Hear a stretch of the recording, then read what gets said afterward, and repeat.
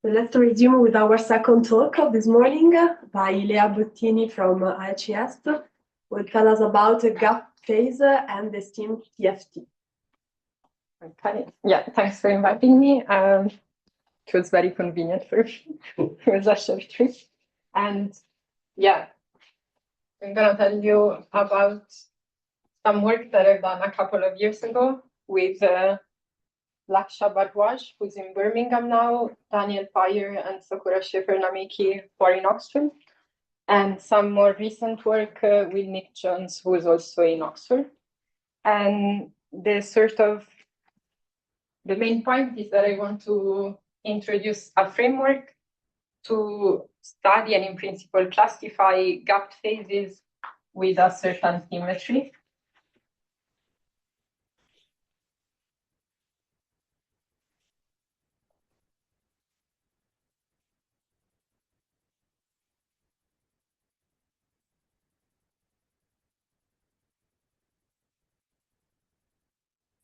Also, disclaimer, this will be more of a physics talk, but if I use some language that is very specific, and feel free to just stop me at any time to ask questions.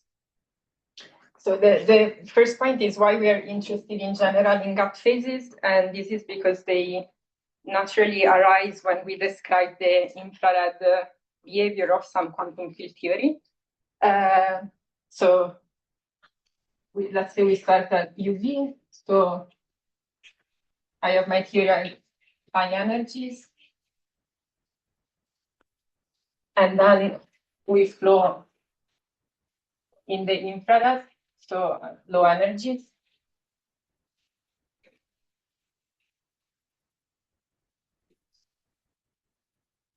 One way we can sort of classify the possible IR theories that we can have is via a mass gap.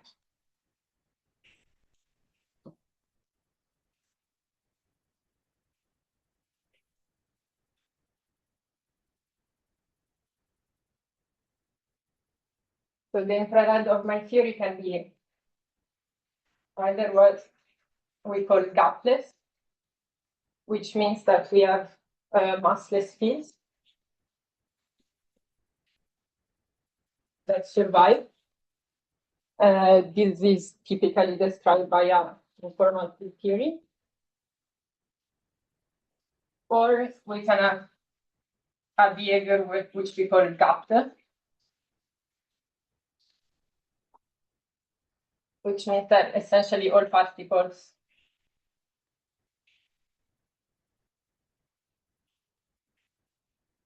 have mass. So if I'm at very low energy, I cannot see them. And then these are sort of two other subcategories. Let me call it A. You have a non-trivial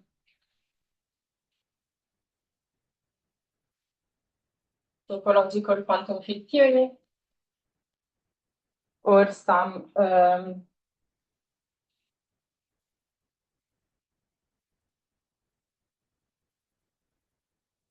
topological invertible theory.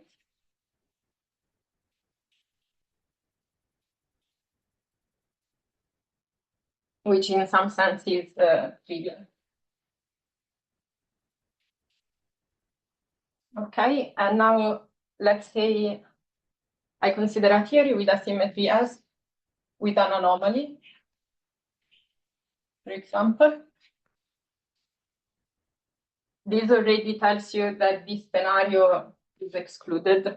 So if you start with a theory that has a certain symmetry and that symmetry is preserved, the infrared of your theory cannot be a topological invertible theory. It has to be either described by a non-trivial TQFT or it has to be described by a TFT there. So the reason I want to mention this is that we see that the symmetry that my theory has, in some sense, provides important dynamical information on the behavior of your theory, and in some sense protects the state or some non-trivial, for example, a symmetry with an anomaly protect some sort of non-triviality of the state. And this is why, in general, this goal that we have is to classify gap phases with a certain symmetry is something that is physically relevant and gives us information. Okay.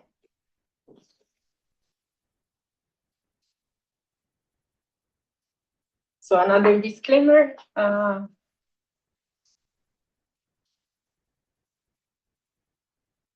Is that today I will talk only about theories in 2D, so in two space-time dimensions, or 1+1, and with finite symmetry.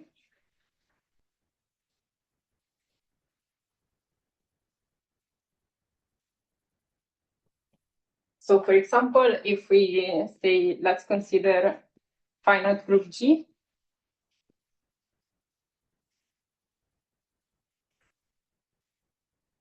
we already know what are the possible gap phases for a theory that has a finite group G in 2 dimensions. These are classified by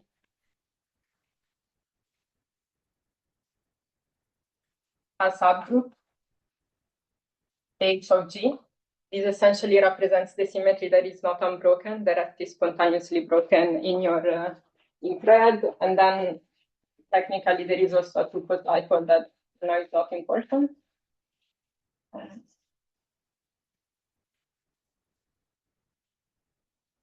But in recent years, in physics, we sort of came to the realization that there are more general kinds of symmetry that those described by groups.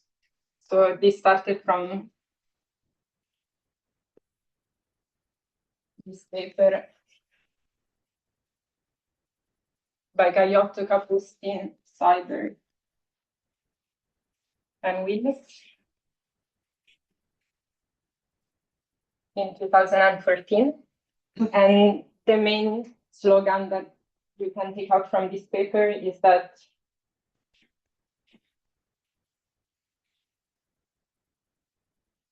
symmetries are topological effects, topological operators.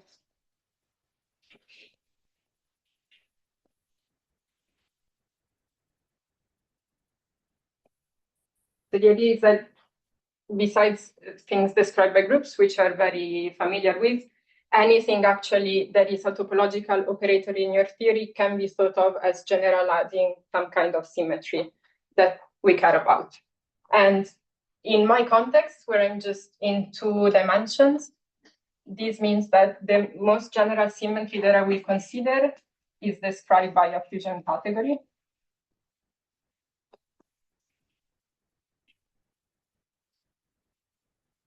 These topological operators will be topological line operators, and they will correspond to simple objects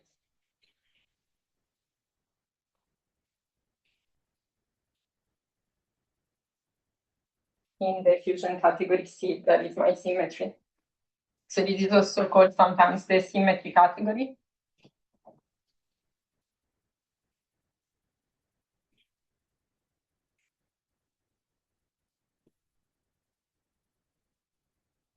And the idea is, can we have some machinery that tells us, given a theory that has a symmetry described by a fusion category C, what are all the possible gap phases in analogy with the finite group, where I can just say, okay, it's a subgroup plus this cocycle beta. So this is the first thing we are interested in. And I need to use only this string.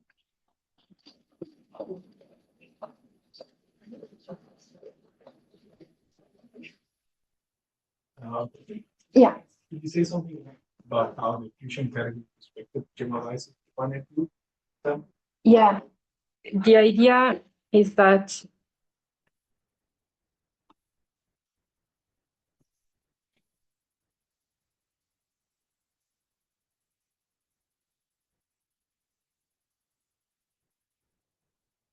let's say I have a symmetry G, I can associate to it a fusion category. In that case, it will be that G. so G-graded vector spaces. And let's say I have two line operators here or simple objects in vec. This is a fusion category, so I have a fusion operator on the operation on the simple objects, which in this case would simply be group multiplication. Now, if I take a more general fusion category C, which is not of the form vec, and I take two line operators,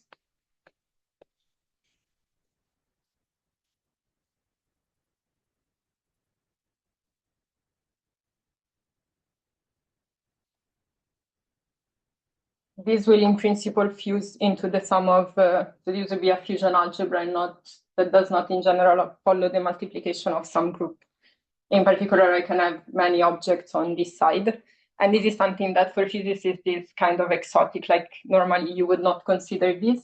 In particular, this means that, let's say I have a line A.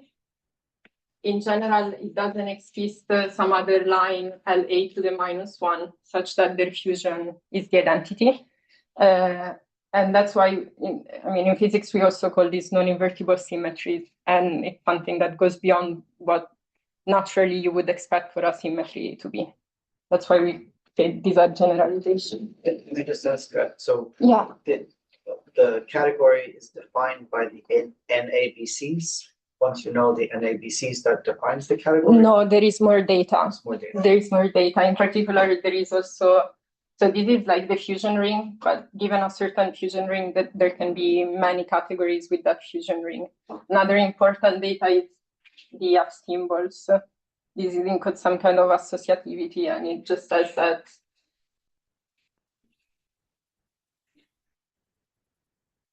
essentially it relates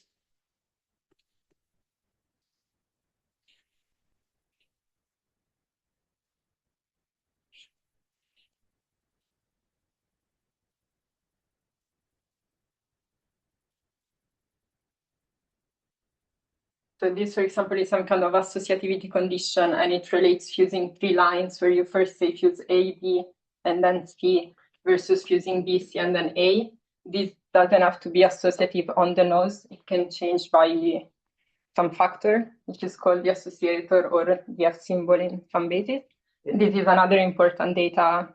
And alpha is like a complex number? What is it? Yeah. Oh. So in general, it's a okay. When you work in some bases, in general, it would be a matrix, because here you can have like you have vector spaces here, and these kind of multiple values according to that. Okay, this is the most important, the two pieces of data, the fusion ring and this, but you can have some more on top.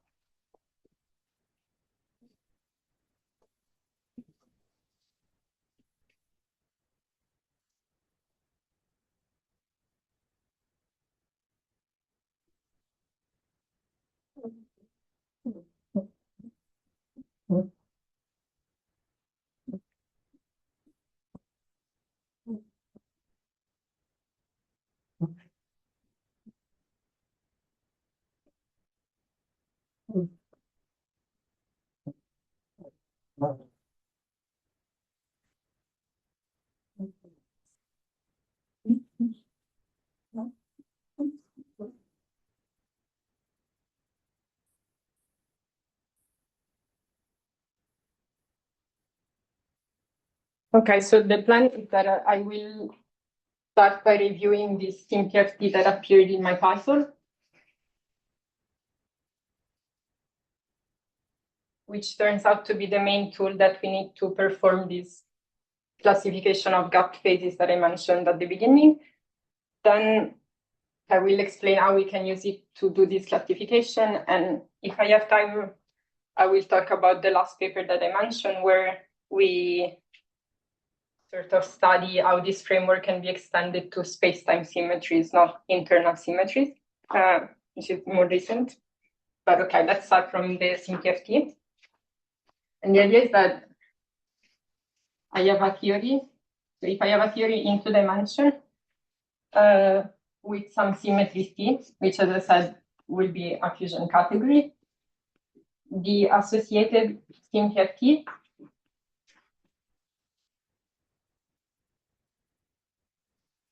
I will call it Z of C.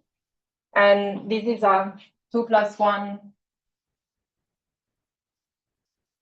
dimensional TQFT. With the idea that my original theory can be recovered as the interval compactification of this TQFT in one dimension higher. So let me spell it out. This is also called the sandwich construction.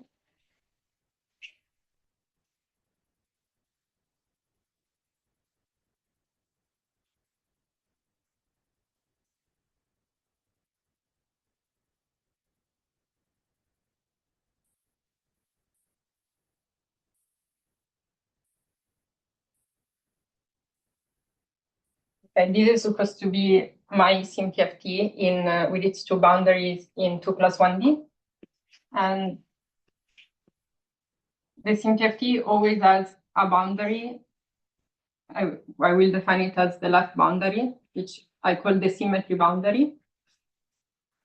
This is a boundary that is topological. And then this is some other boundaries, which is usually called B-physical. And in general, it's non-topological.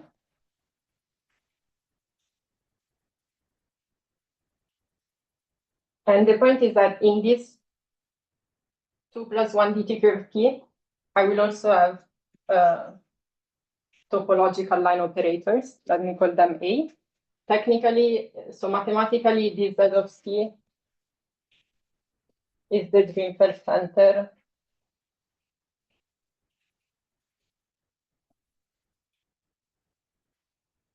of my input fusion category C, which is the symmetry of the theory.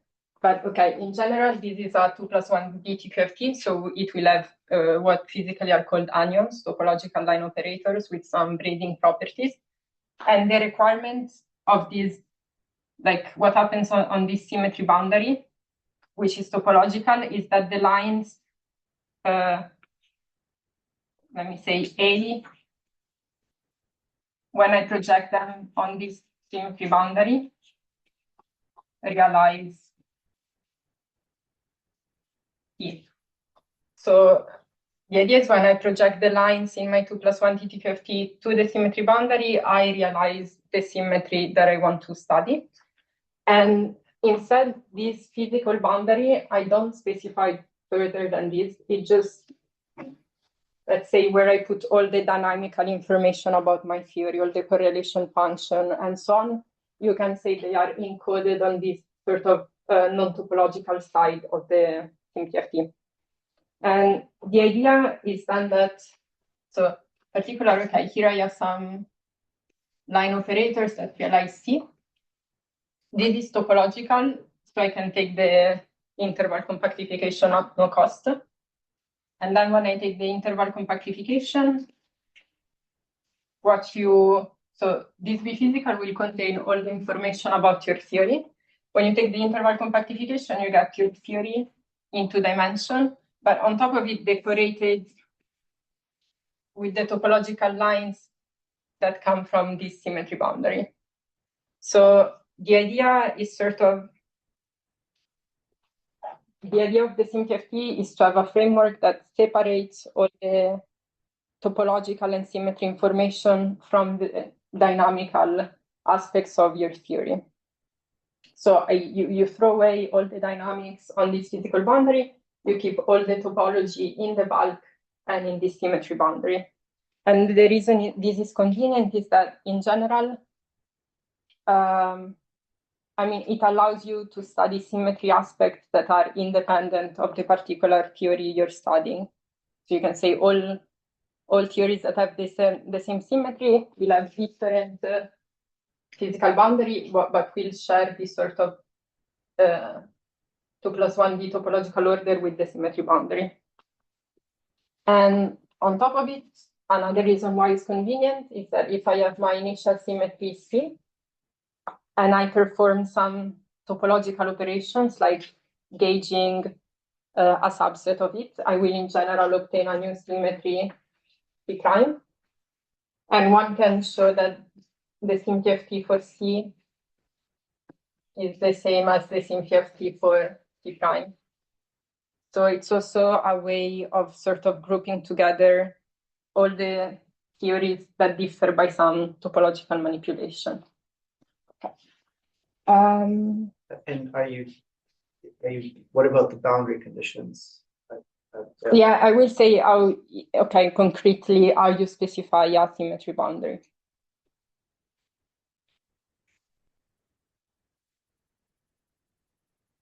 Okay, and another thing we can do in this SymTFT picture is sort of organize the operators that are charged under the symmetry.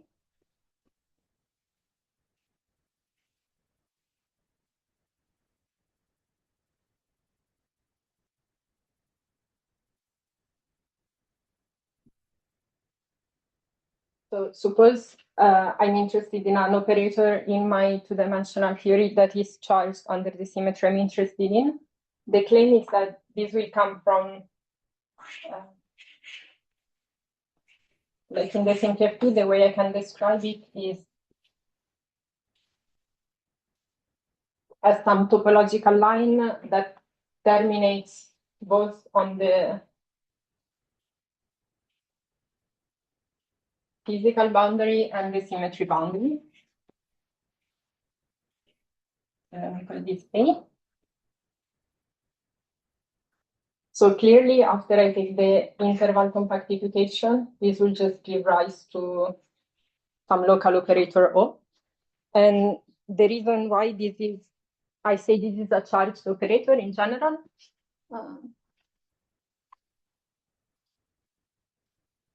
is that recall that my symmetry C on this boundary comes from some anyons of the SymTFT that you project to the boundary. So let's suppose I have one of these anyons B that on the boundary becomes a symmetry generator in my scheme.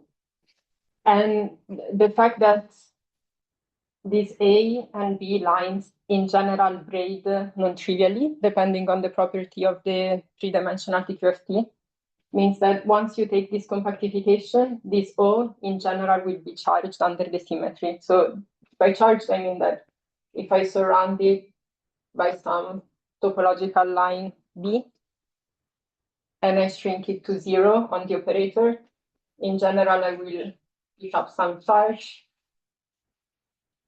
times my operator. And this charge precisely comes from the braiding between A, which is where O comes from, and B. So all the possible charges that you can have under a symmetry come from the braiding properties of your topological lines in the three-dimensional TQFT. And just one final remark, this is how to obtain local operators. We can also consider twisted sector operators.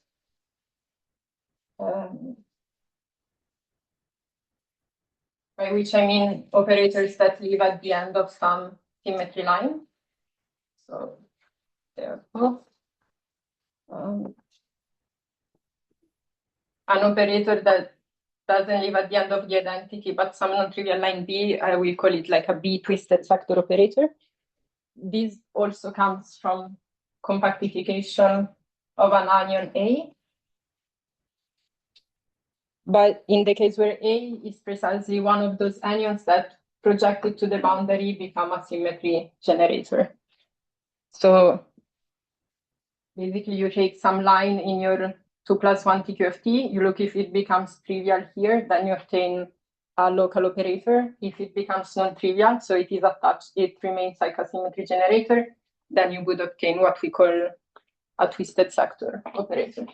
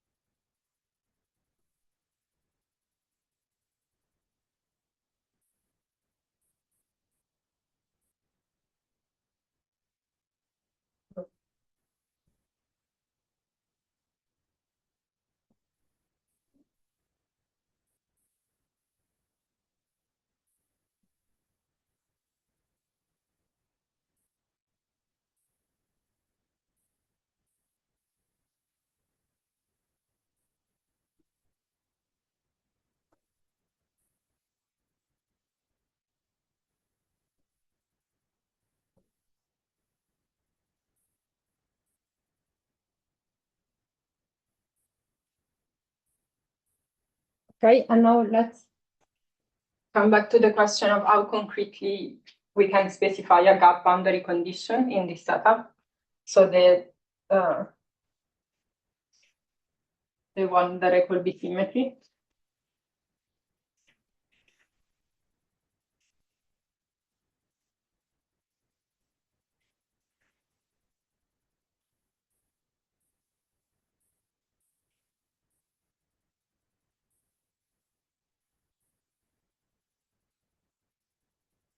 So the way this is formulated mathematically is by a Lagrangian algebra in the Drinfeld center of C. Physically, we can think of this L as some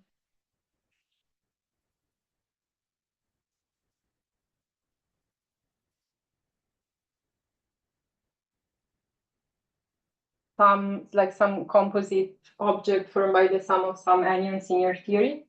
And what this means essentially is that this is my TQFT. This is the symmetry boundary.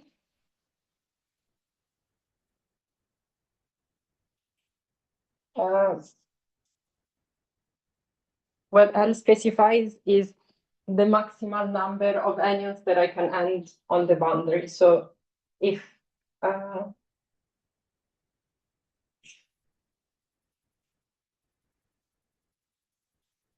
some topological line belongs to L, then it will end on the symmetry boundary. And this coefficient NA is the dimension of this vector space where A ends on the boundary. If an anion does not belong to the Lagrangian algebra, then B will remain non-trivial on the boundary, and it precisely becomes one of the symmetry generators. So one sort of physics way of thinking about it is that you're giving Dirichlet a fixed boundary condition to this field, while you give Neumann boundary conditions. Oh, sorry, this should be to the ones that do not belong in the Lagrangian algebra and so remain symmetry generators. There are some conditions that you need to satisfy for this to be a Lagrangian algebra. So let me say a few of them briefly. Let me just do a schematic picture where this is the boundary. For example, you need to impose that ending A and B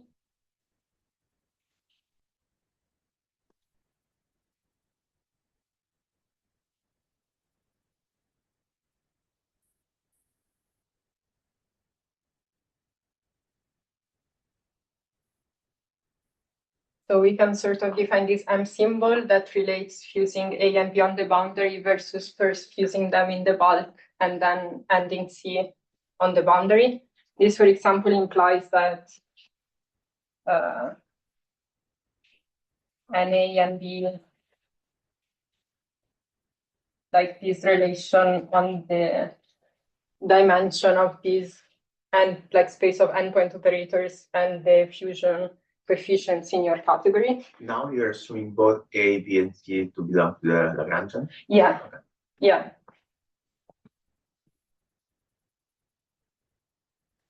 And this is, by the way, should be the analogous of like studying the multiplication morphism in your Lagrangian algebra.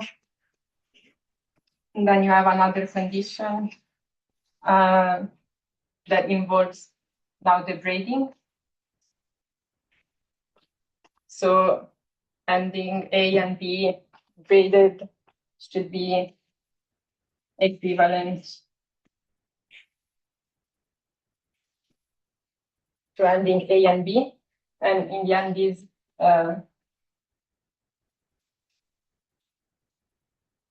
ends up requiring that the anyons you condense are bosons, so they have topological spin 1, which means that all the things you're condensing braid trivially among themselves. And finally, the Lagrangian is a maximality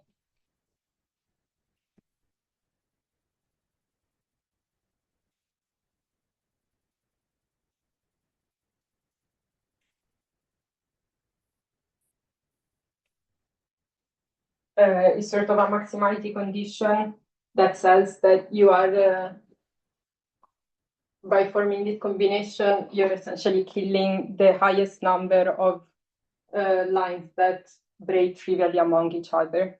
So it means that any line that does not belong in L has non-trivial braiding with at least one of the lines that you are condensing on the boundary. And this is precisely why this defined. So when you consider this boundary, you can ask what survives on the other side. And once you identify these lines with the identity, the only thing that would survive here are things that have neutral braiding, like trivial braiding with those. Because you're making them invisible, and for something to be local with respect to this, it has to have trivial braiding. But we say that A, like L, is the maximal thing. And so basically there is nothing that breaks trivially with this, and this then it's what defines a boundary of these 2 plus 1 TQFT. Okay. So let me do the example.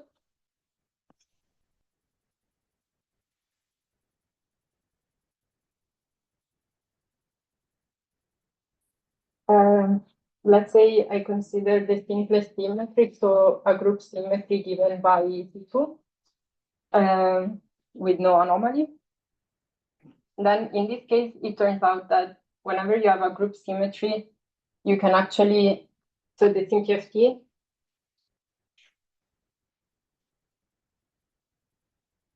it's just the Digraph-Witten theory for your group G, or like a discrete gauge theory for this. So in this specific case, I can write down an action of this form, where A1 and B1 are two Z2 gauge fields, or two Z2.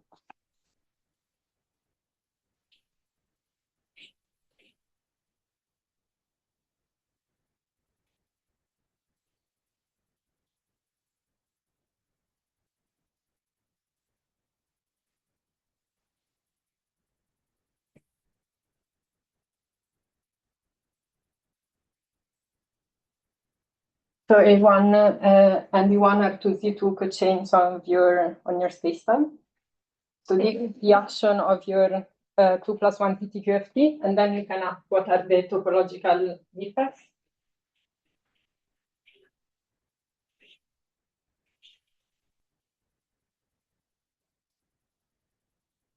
And these are basically the Wilson line for these two gauge fields. So I have one that I can call B.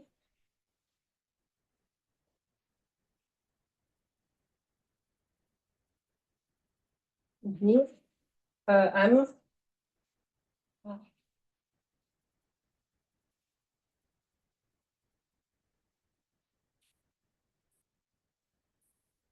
And then I also have F, which is just the product of E and M. And notice that, okay, since these are Z2 gauge fields, E squared is the identity, and also M squared is the identity. So in the end, this is a TQFT with 4 topological line operators, and it's also known as the toric code. So what are the Lagrangian algebras in this case?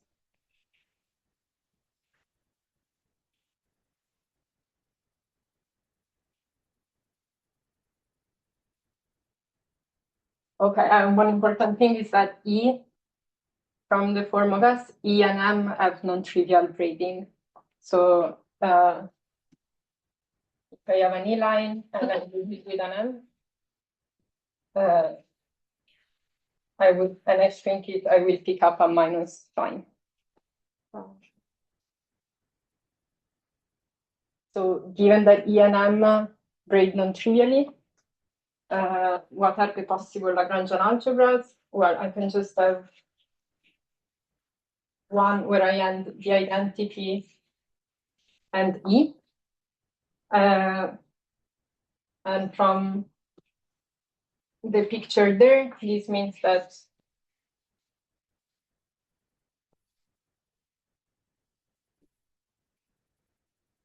on my symmetry boundary, well, the identity can always terminate, but I'm also making E trivial. And so the only line, so E is identified with the identity, and the only line that is non-trivial is M.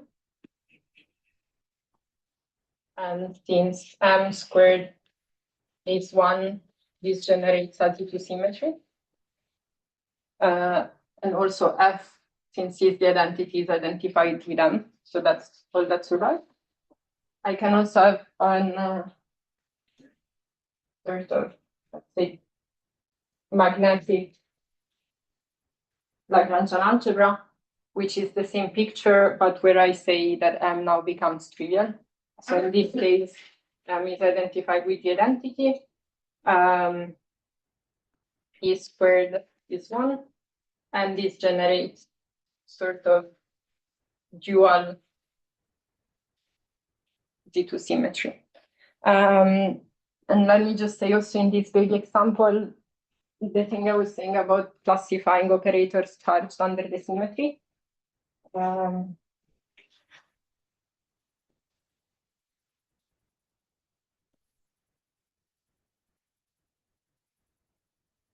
Because I have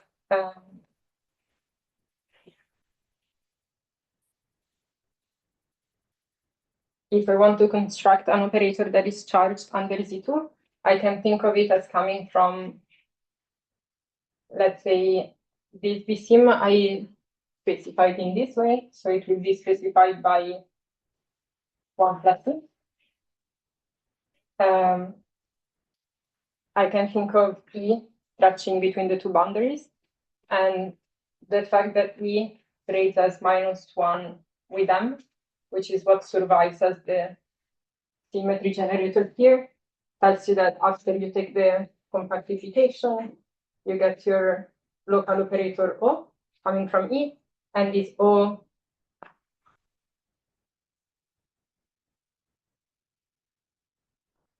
will have precisely charged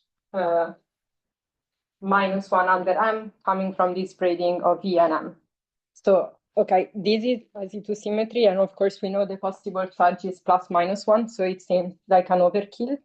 But if in general you have a symmetry which is described by an arbitrary fusion category, it's not even obvious to say what are the possible charges like a line can carry under one of these non-invertible symmetries. And this is a setup that works equally well for group symmetry and this more general kind of symmetries. So it really becomes interesting in these non-trivial cases.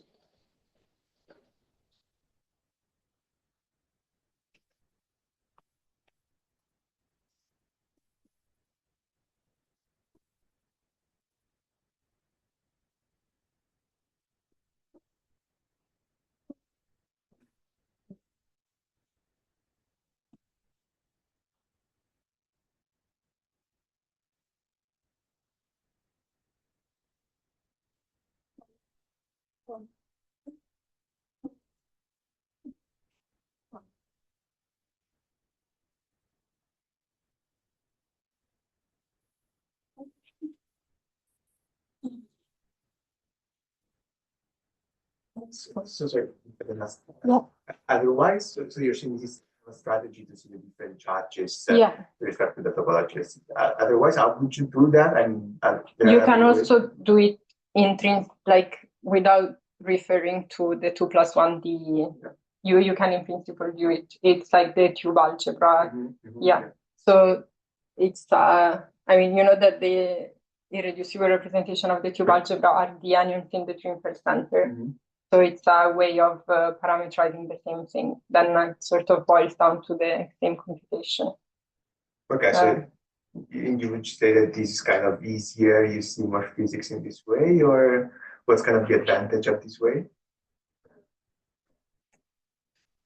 Yeah, in the examples I found, it's a bit computationally easy to work, or it's like, yeah, a more organized framework. But in principle, yeah, I think the SymTFT in principle, it works nicely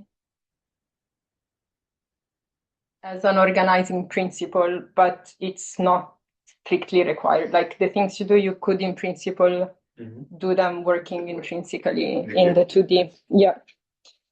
And apart from charges, do you learn something else in this language? I mean, apart from, yeah. Yeah, I will tell you now. Okay. Okay, so this is like sort of the setup, and then how we can actually use it to study the gap phases.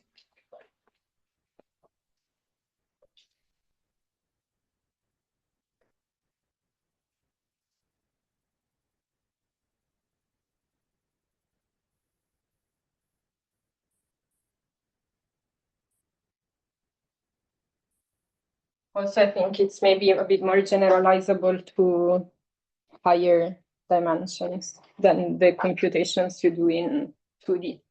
For example, the thing I will explain now for gap phases, you have an alternative way of classifying gap phases, which is as module categories over your fusion category C.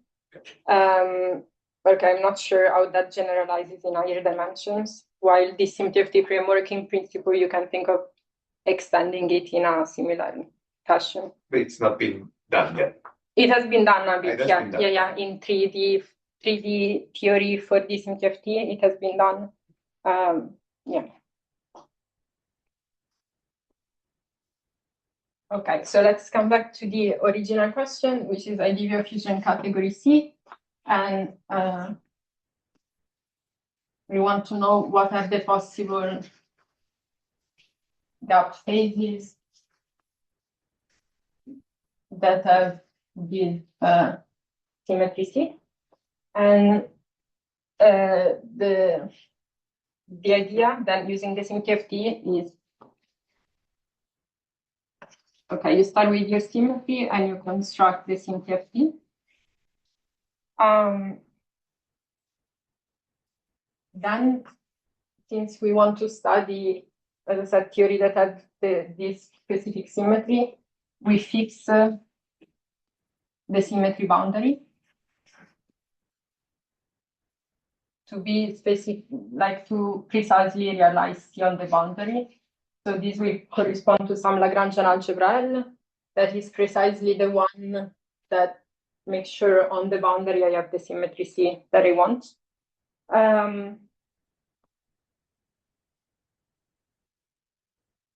Okay, I need, let's say, I construct the SymTFT plus I have to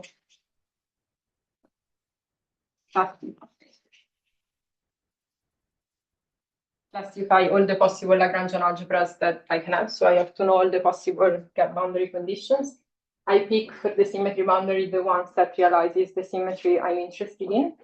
And then the main point is that in general, when I was explaining the SymTFT at the beginning, I was saying the physical boundary contains all the dynamical information, it's non-topological, it has nothing to do with the other boundary that is topological. But if you want to study a gap phase, which means something that in the end is topological in the deep IR, the way to obtain it from the SymTFT is to make sure that also the physical boundary is topological. So in this specific case, where we are interested in studying resulting TQFT theories that are TQFTs topological, also the physical boundary will be specified by some Lagrangian algebra. And then the idea is that if you cycle through all the possible gap boundary conditions for the physical boundary, you will span all the TQFT into dimensions that have the symmetry you want. Okay, again, just to make a cartoon.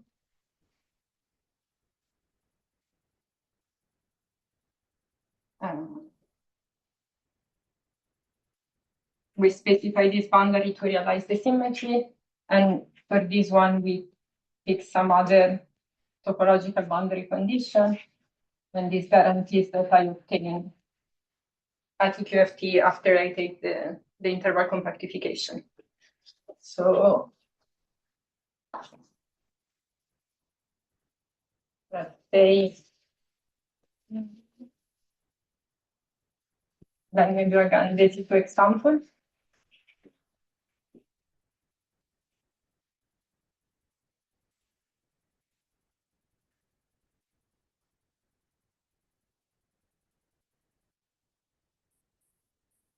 Okay, in this case, of course, we already know what are the possible gap phases in 1+1 dimensions. I can either have what I call the Z2 trivial phase, which is a phase with a unique ground state where the Z2 symmetry is preserved. Or I can have a phase where the Z2 symmetry is spontaneously broken, which means that my infrared will look like two ground states, degenerate, that are permuted by the Z2 symmetry. Okay, how would we see this in this SymTFT setup? Okay, we fix the symmetry boundary.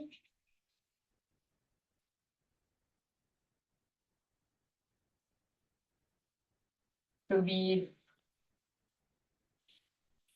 the one that kills E, that is up there. And then the possible gap phases will correspond in one case to pick 1 plus E also for the physical one, and the other one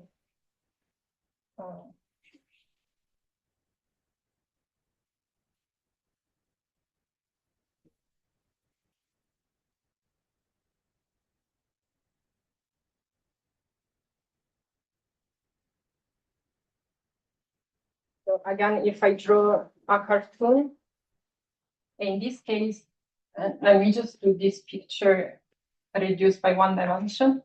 So I specify here 1 plus E, this is my symmetry boundary. I specify 1 plus E also for the physical boundary.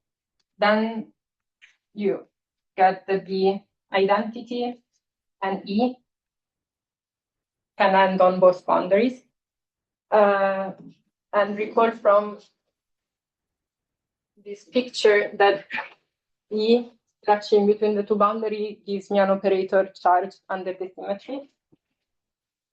So when I take the interval compactification of this, I get a local operator, I get the identity operator and O. And the charge of O is -1. So clearly this is the symmetry broken phase because I have an operator with a non-vanishing vacuum expectation value that is charged under the symmetry. If you want those two vacua, let me call them B plus B minus, you can get them as linear combinations of the identity and O. This would be permuted by the symmetry. And in this other case, where the physical boundary is specified by 1 plus M,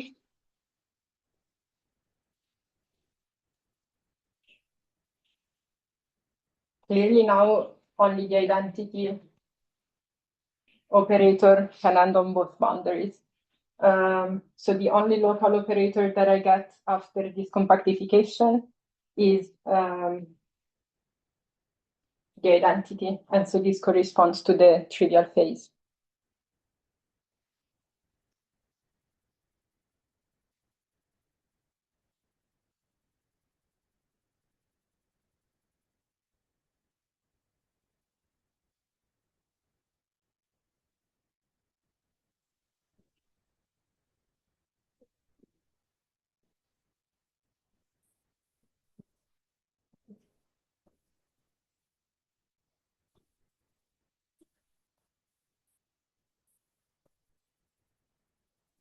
What would O corresponds in the symmetry constraint? What's O in the symmetry? O is the operator It's like the local operators that I get in the 2G theory from the compactification of the E Yes, anion. I'm thinking what's the old language. We are in a symmetry. Yes. So it would be just your, Which is charged and. yeah, it would be your order parameter for the. So normally you would say a symmetry is spontaneously broken if you have an operator with non-vanishing expectation value that is charged under the symmetry. And this is all in this context.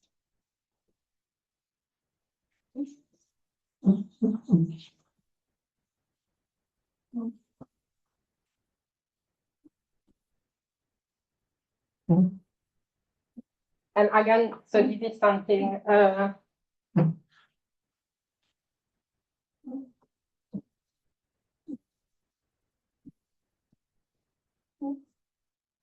which, like the phases in the group case are known already, but in the more general fusion category setting, it's like kind of very efficient way of computing what are all the possible gap phases you can obtain.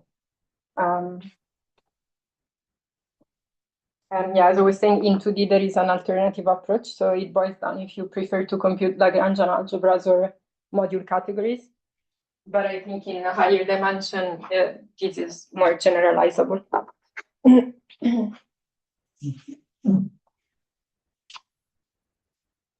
Okay, let me.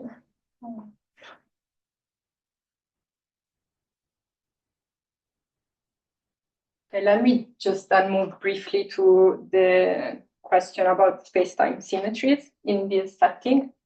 So far, I talked only about internal symmetries, but of course, space-time symmetries are very natural. In particular, let me consider time reversal symmetry.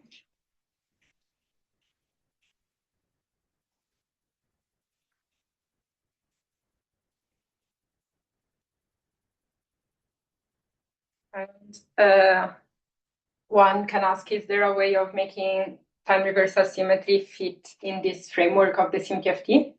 There is an obvious obstruction that comes from the fact that, I mean, if you have a theory that has a time reversal symmetry, one way to think about it is then it allows you to define your theory on both orientable and unorientable manifolds. Because unorientable, like you can think of, so if a theory doesn't have time reversal symmetry, it can only be defined on something orientable, where you have a defined orientation. If the theory has time reversal symmetry, you can think precisely of having a time reversal defect inserted when the orientation flips on your manifold.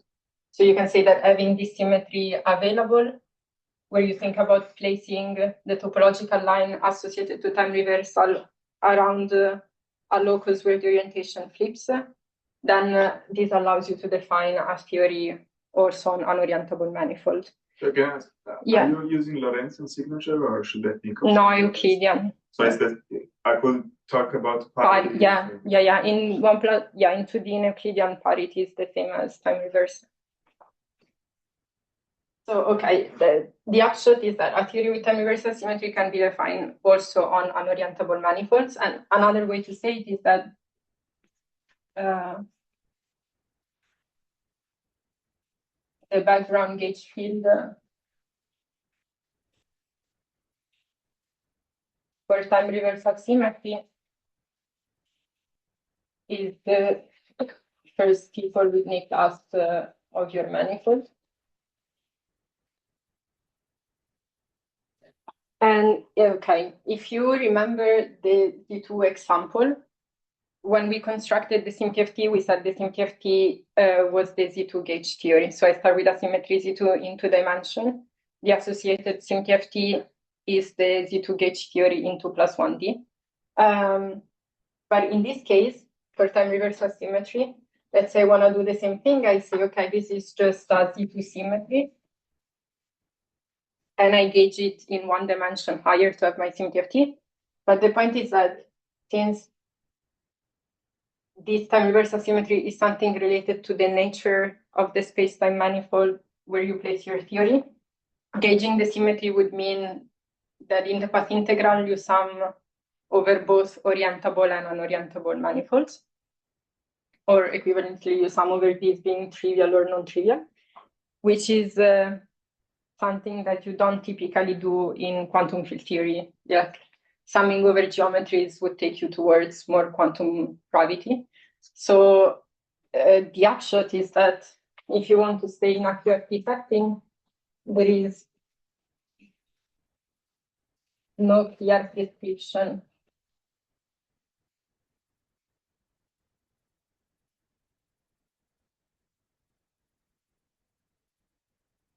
on how to gauge P2P. And so no clear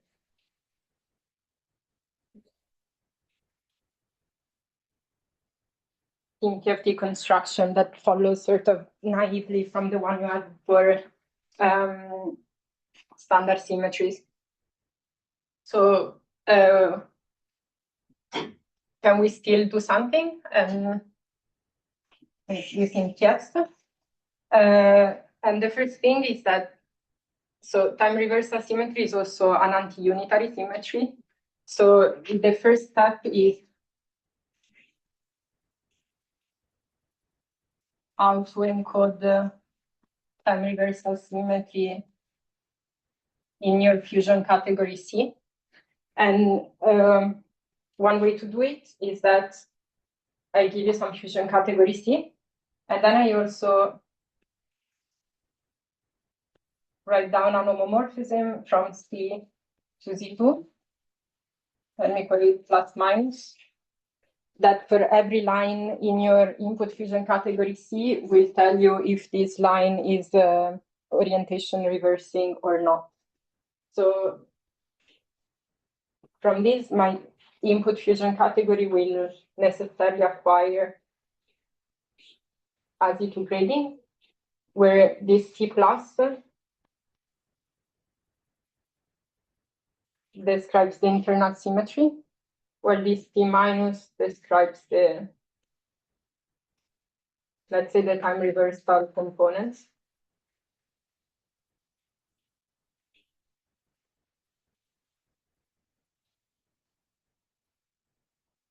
And then to sort of keep track of these in my category, I have sort of lines as before. But I also assign some plaquette labels that remind me of this grading that I have in my input. So, for example, this line A sits between a plus and a minus plaquette, so it will have to be an orientation reversing element. Similarly for B, while C sits between a plus and a plus, so this will be an internal symmetry element.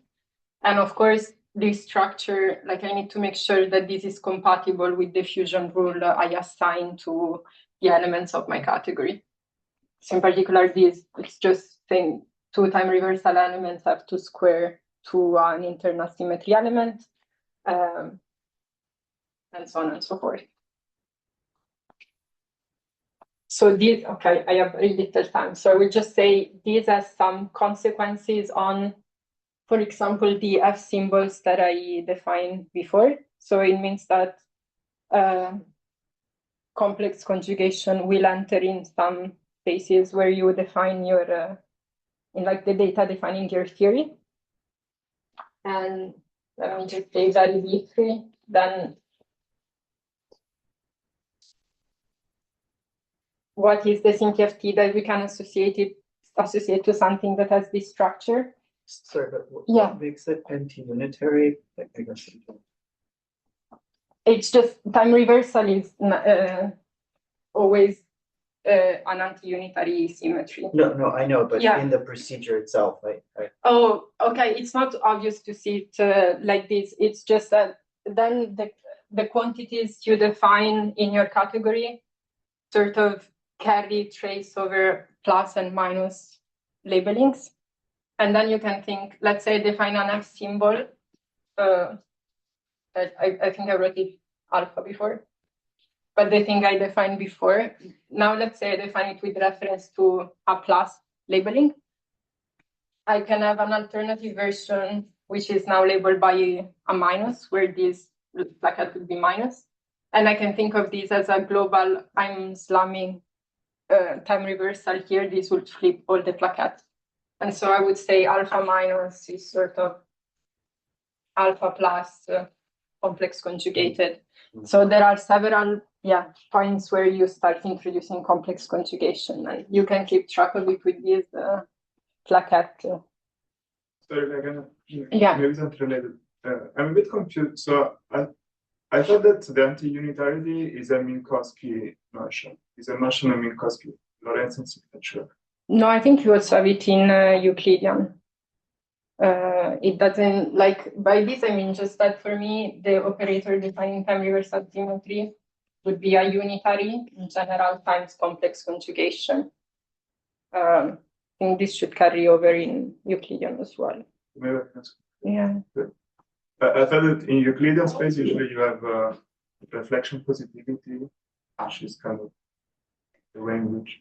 I mean, as you were saying, like, okay, time reversal is the same as parity and so on, but I think it would still have a... Parity, in Lorentz signature, parity is unitary, whereas time reversal is anti-unitary. Now I'm in Euclidean. Yeah, but I'm saying you can think of it equivalently. I think it will still have an action of complex conjugation. Maybe. Yeah.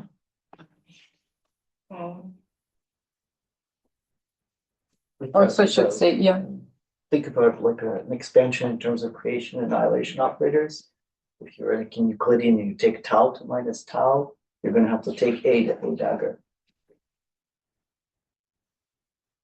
Something of notion, choice of foliation.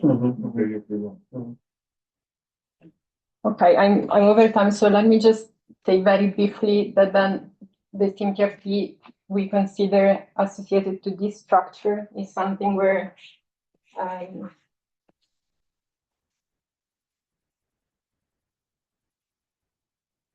have here my Z2 graded category as an input on vSym. And now the SymTFT will be the standard SymTFT for the unitary component. But okay, let me write it like this, enriched by time reversal symmetry, which means concretely that you do standard SymTFT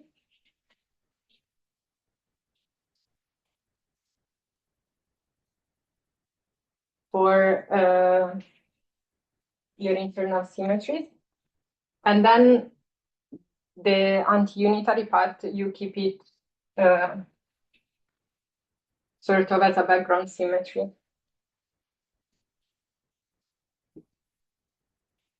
Which means that in my SymTFT, I will have sort of line A associated to the internal component, and then surfaces that correspond to the time reversal symmetry that I keep as an ungauged zero form symmetry. And then, okay, the way these lines interplay with the surfaces would still tell you to some extent the same information about the gapped phases that we had in the normal, like in the unitary case. Okay, that's it.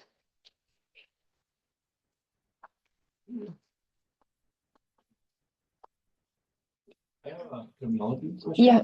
So wondering if the same TFTs that you consider again, how do they relate to fully extended frame three-dimensional vertical TQFTs in the contour?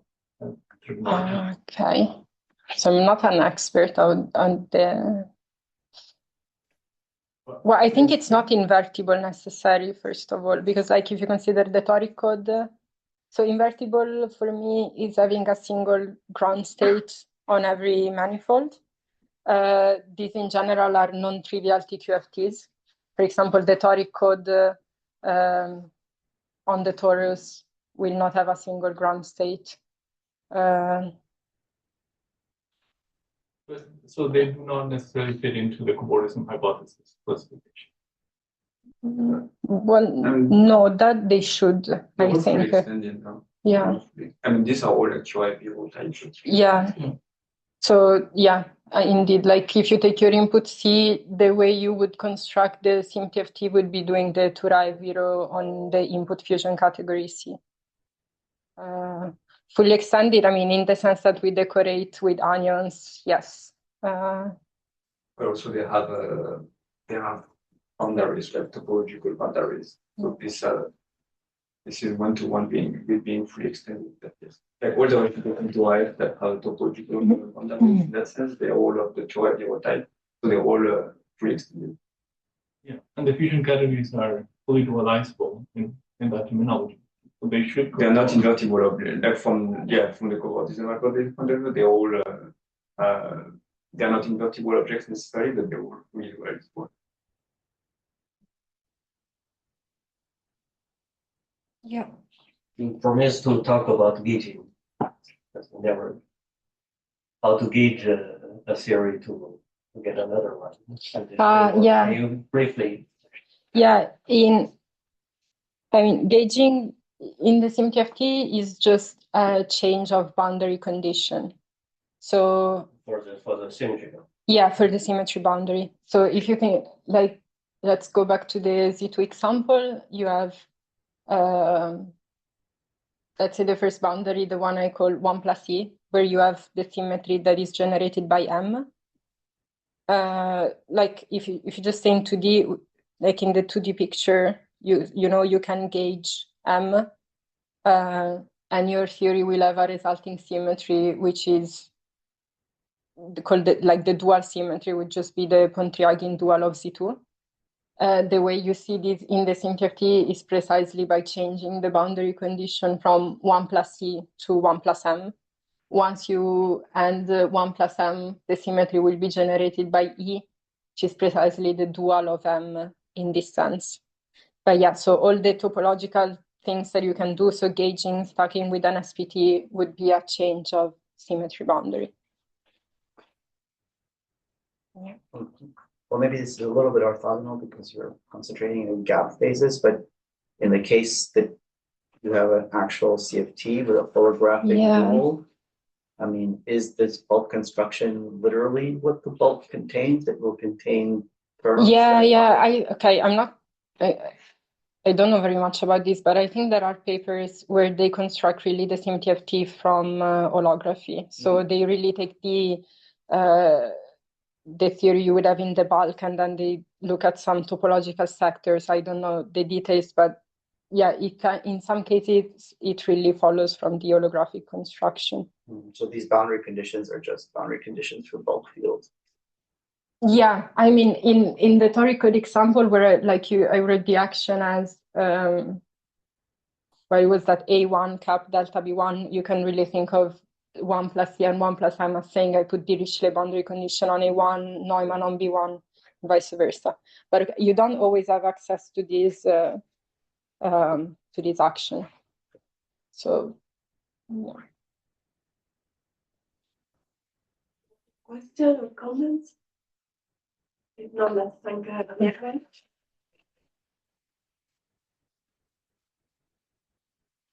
I will resume in 2 weeks.